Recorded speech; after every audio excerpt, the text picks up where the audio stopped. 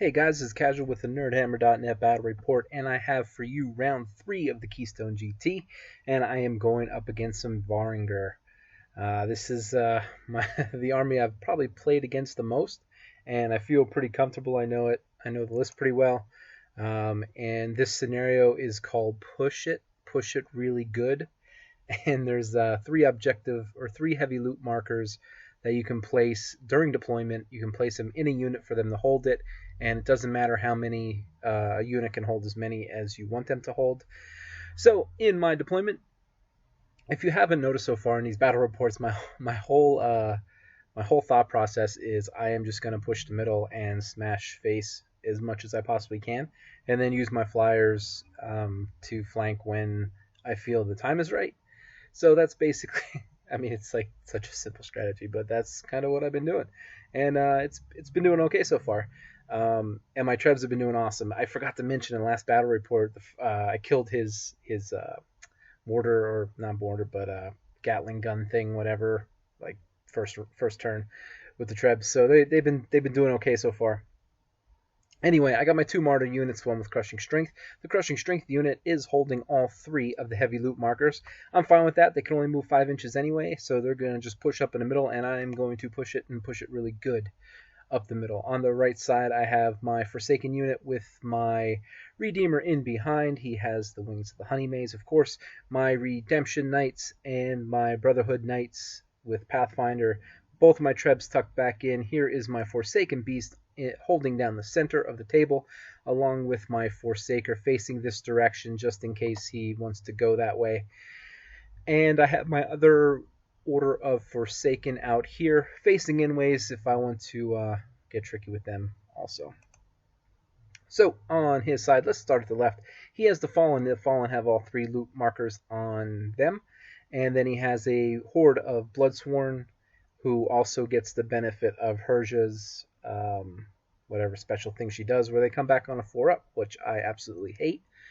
And then we have a King on a Chimera with the enscrolled armor, so he has 6-up armor, and then a unit of Thunder Wolves, another unit of Thunder Wolves, and in behind he has a Magus Conclave. These guys are super annoying, 36-inch range shooter individuals.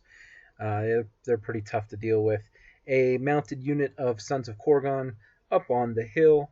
He has a single guy, I think that's a BSB, basically no, actually he's a Magus. He has Bane Chant 2, yeah, and some kind of other amulet, maybe that upgrades something, I don't know, whatever. And then a Herja, and then another Magus Conclave on the right side. So turn 1, Varangur goes first, and he pushes up pretty aggressively. We actually take this move back later. He forgot that they only can move 5, and I think they lose nimble also. So he eventually moves these guys back, but we caught that before the next turn. His Bloodsworn move up like this, and he's just pushing up the center real early with his chaff to try to chaff me up.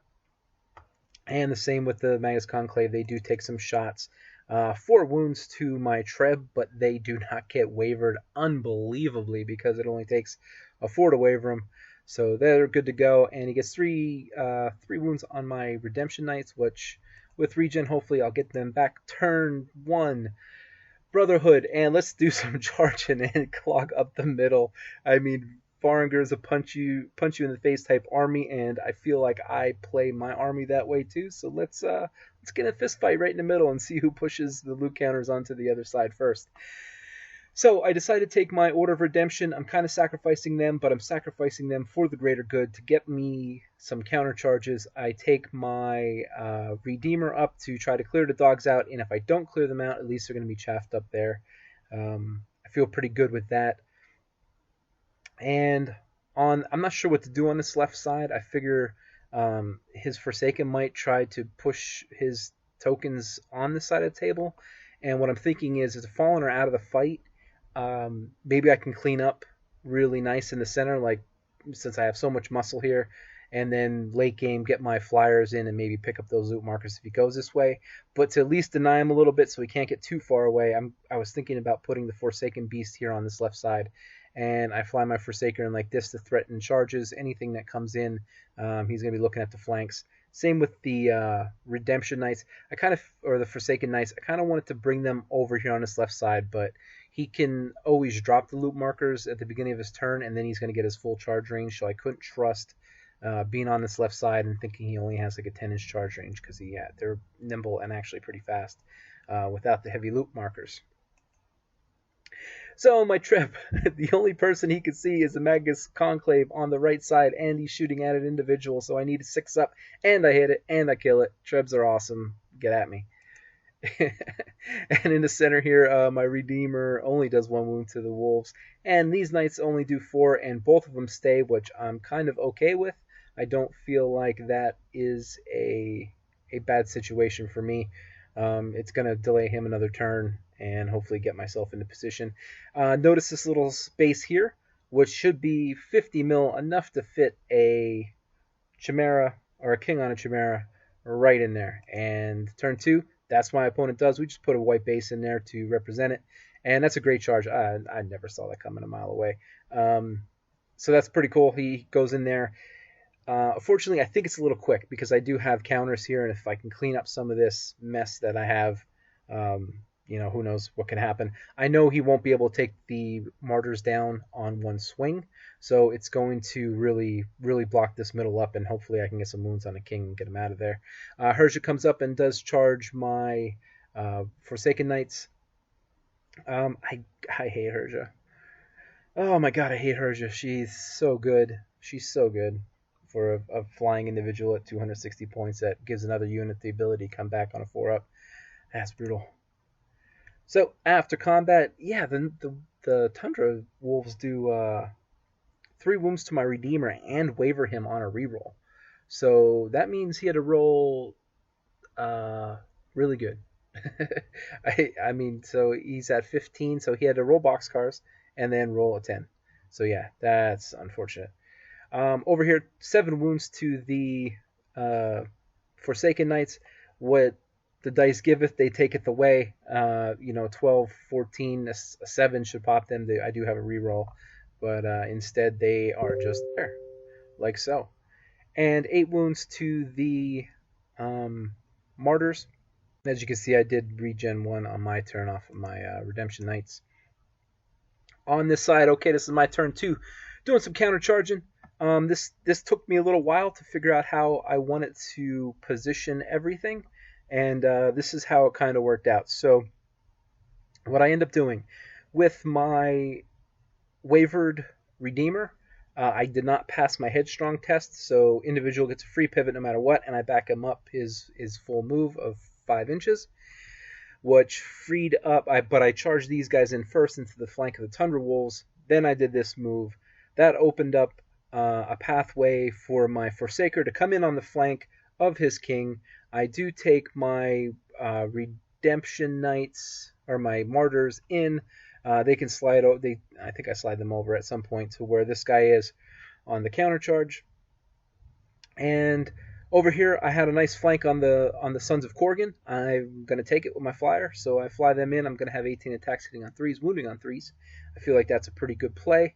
To hold those guys up, I am kind of leaving them out to dry if they do not break those Suns, which, they do have a reroll, which, when I think about it now, oh well.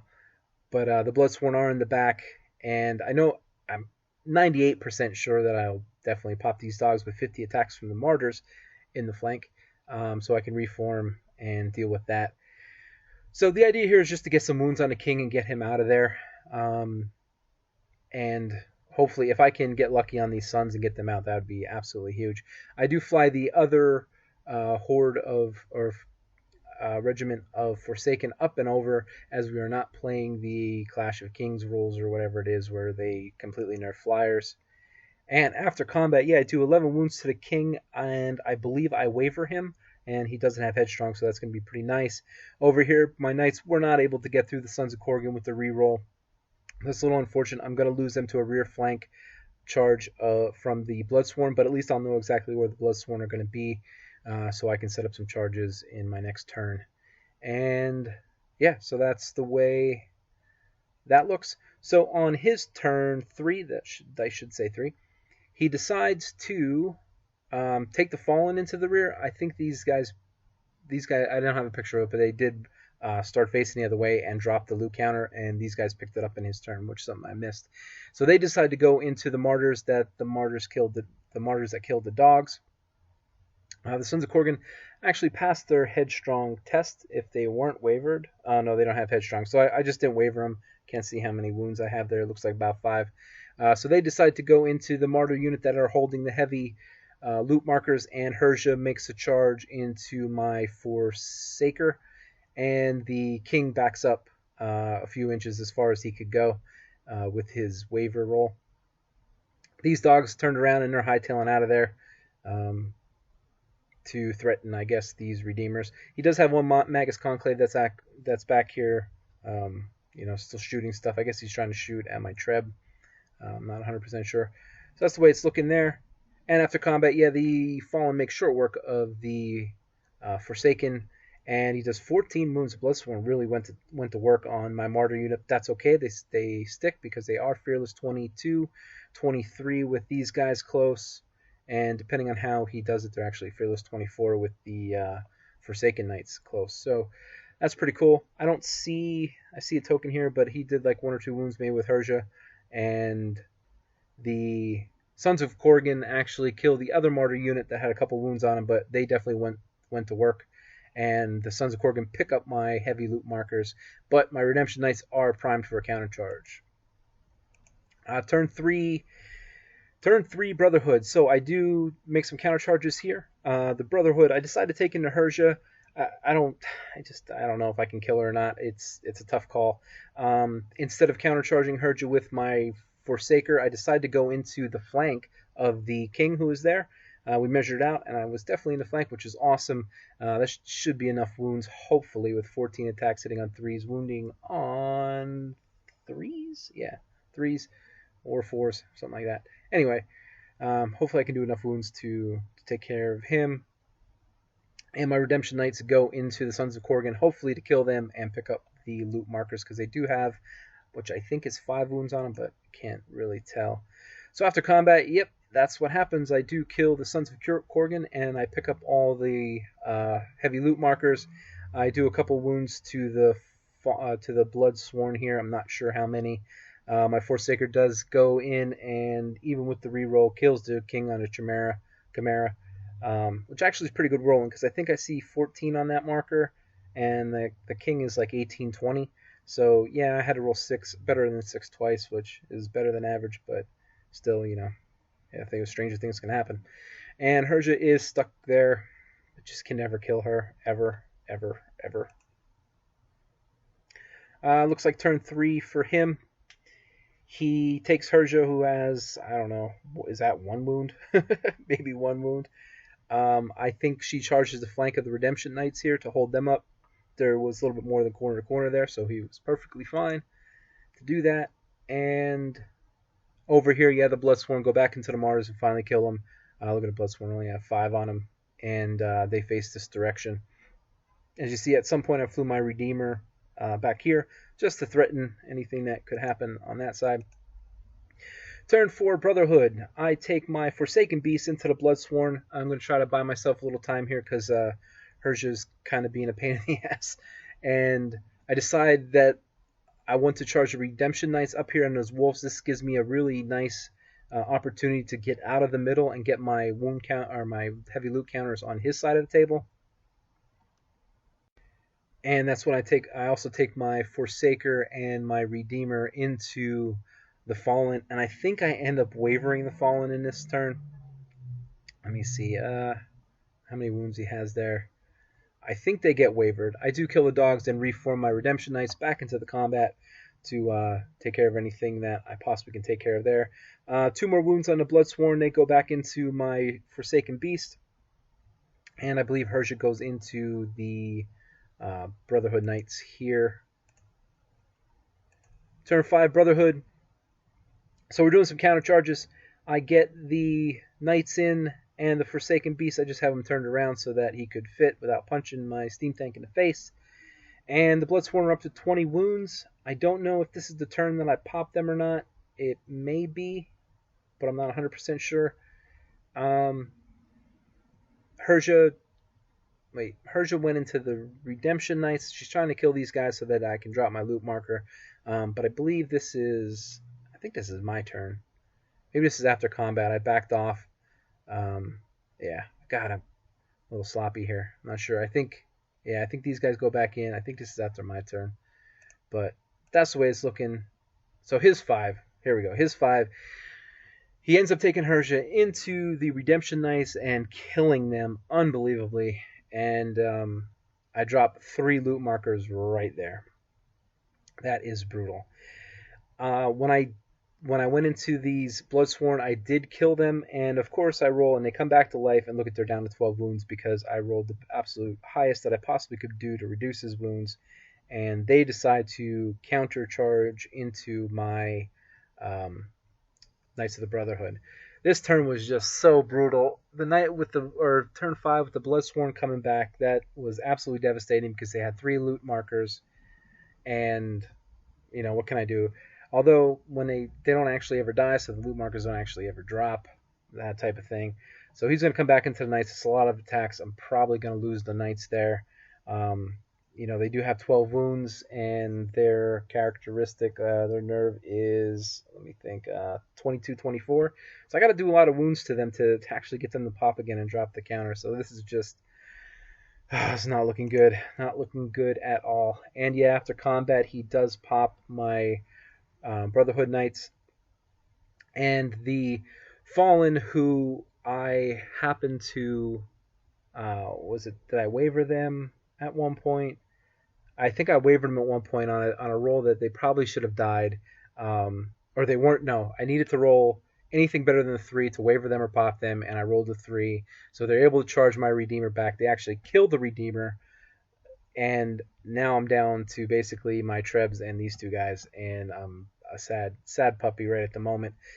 He does have 3 loot markers, but he still has to get them to my side of the table to score points on. And there's 3 loot markers sitting right there that he has to pick up and get to my side of the table. So turn 6, what I do, try to deny him the fact that he can get those loot markers. I put my Redeemer into the Fallen to hold him up. Actually, no, I didn't even put him into the Fallen. I actually just blocked him up. I positioned him as such. I don't know. I didn't go in and attack him, which I probably should have, to at least try to pop him. I think I was just so disgusted at how the thing went. But then my Forsaken Beast goes back into the Bloodsworn. He gets him up to 18 wounds. So from, what did I say, he was at 12 to 8. He actually did 6 wounds. That's hitting on 4s, wounding on anything but.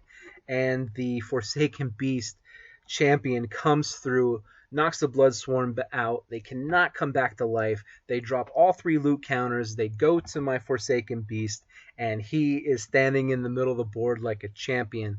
And yeah, I'm so excited. But he does have 5 wounds on him. I can't regen anymore. So, and he's nerve is 15, 17. So, last ditch effort. Herja goes in the flank of the Forsaken Beast. Doesn't matter, she's an individual, and only does 3 wounds. He rolled this wrong because he also charged my Redeemer, and he did this combat first, so I had to re-roll. The beast sticks and is on his side of the table by about a quarter of an inch, and wow, what a finish. I'm holding 3 loot markers. I end up getting a 14-6 win on something that looked so good for so long, and then one turn it looked so bad and so awful, and then final turn pick up the 3 loot markers on his side of the table, and because of my Redeemer where he was sitting, he wasn't able to reform the Nimble Fallen to get over and pick up those loot markers. What a hell of a game. It came down just to the end, and I pick up a 14-6. Super happy with how day 1 went. I'm sitting at 16 plus 14. I'm at 37 points. I'm sitting right around, I don't know, 6th overall, 7th, 8th overall, somewhere like that in the tournament. I find myself, I'm going to be on table, I think, 4 going into day 2. So pretty excited. That was a great match. I the guy I was playing, I've played him before, and he's absolutely slaughtered me in one of the first tournaments I played of Kings of War, and I'm really happy to come back here. It was an absolute bloodbath. This is, besides my two trebs, this is everything that's on the table at this point. So real knock 'em down, swing, punch it out type of affair, and ended with a 14-6. So that's game 3, guys. Come back real soon for round 4, and we'll catch you on the next one.